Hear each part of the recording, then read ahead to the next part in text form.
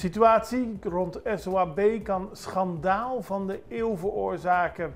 Dat werd gisteren gezegd in het parlement. De fracties van de PNP en MAN-PIN hebben tijdens de behandeling van de begroting 2026 in de Centrale Commissie van het parlement harde kritiek geuit op het overheidsaccountantsbureau SOAB. Parlementsleden Sheldry Ossepa en Suzika Media Reumer hebben heel veel vragen gesteld over het feit dat de begroting van deze instelling inmiddels 22 miljoen gulden bedraagt. Om u een idee te geven, in 2010 ging het nog om 6 miljoen gulden. De parlementariërs willen dat er meer inzicht komt in het werk van de overheidsaccountantsbureau. Juist nu er ook in de afgelopen periode allemaal rapporten zijn verschenen waar er heel veel over gesproken wordt.